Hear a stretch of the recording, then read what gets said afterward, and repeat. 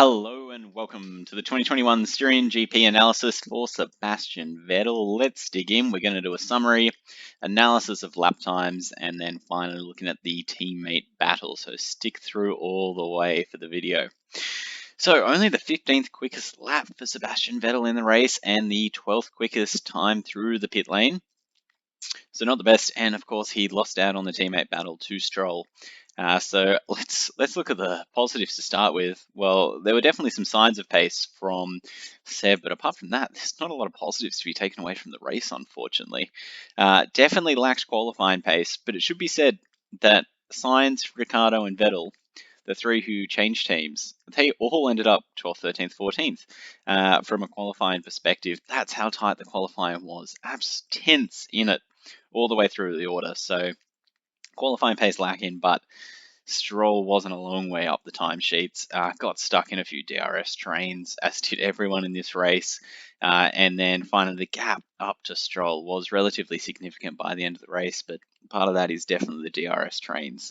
But yeah, unfortunately, just didn't quite have the pace this week, Vettel, after a fantastic result last week, given where they were standing in qualifying.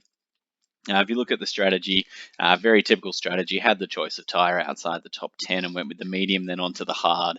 Pitted a little bit earlier than some of the other runners on the medium who started on the medium, but overall, nothing special from a strategy point of view. Looking at the lap times now, you can see at the start, relatively consistent, but there are a lot of people just in the same DRS train going around the circuit.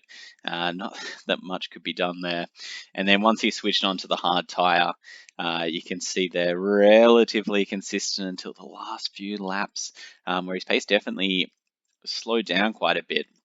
And he had Raikkonen behind him and then Bottas moving through them as well. So some of that was outside of his control with blue flags, but in the end did good job to hold off Ricciardo, even though it wasn't 4 points. It was good for Seb to hold him off there at the end.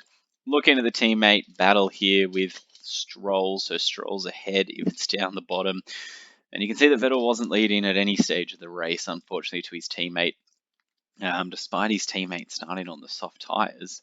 You can see there that Vettel losing some time, but then gaining it back from about lap 13 onwards and relatively consistent.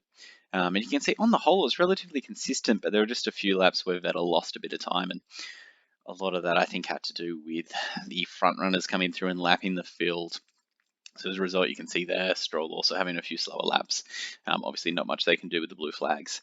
So Vettel, he was there for a while within 4 seconds, lap 47, 48. But then as the race went on, his pace did slow substantially, and especially those last few laps there.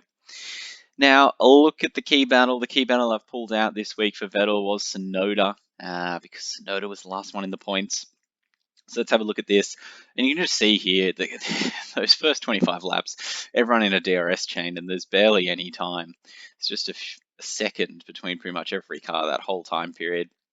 And then that DRS chain didn't really change for the back half of the race. And you can just see Vettel's pace starting to go off from about lap 53, 54. Of course, he came in relatively early in the scheme of things for those on the medium tyre. So towards the end of the race, those last few laps, when you look at Raikkonen and Ricciardo in comparison, much fresher tyres, and Vettel losing quite a bit of pace, partially because of the tyres and partially through those blue flags.